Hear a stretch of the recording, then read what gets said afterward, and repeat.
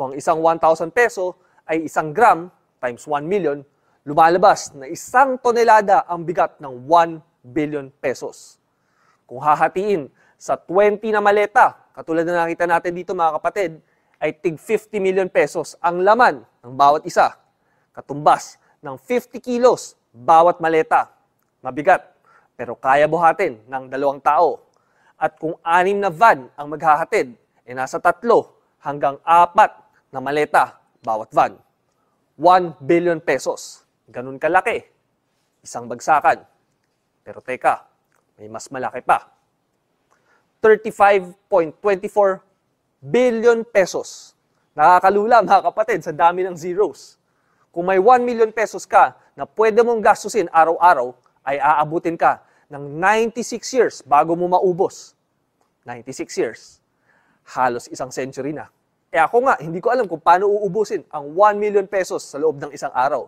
Tapos meron tayong pinag-uusapan na 35.24 billion pesos sa loob lang ng 3 taon.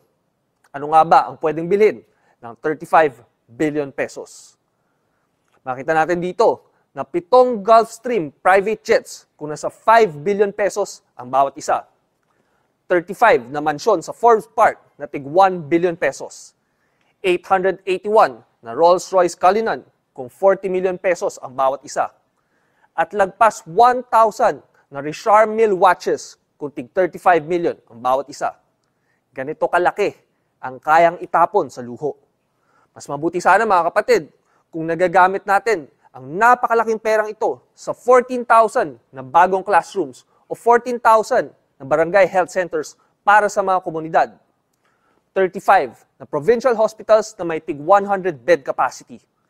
3,500 kilometers ng maayos na kalsada kung 10 million pesos ang overlay sa 1 kilometro. Nasa 176,000 na full scholarships para sa mga scholar ng bayan. At 4 na milyong pamilya ang kayang pakainin ng bigas sa loob ng 1 taon kung nasa 20 pesos ang kada kilo. Bakit hanggang ngayon kulang pa rin ang mga classroom? Bakit may mga barangay na walang health center? At bakit may kalsadang lubak-lubak at tulay na delikadong daanan? At bakit patuloy pa rin tayong binabaha habang nalulunod sa kayamanan ang mga korap? 35.24 billion pesos.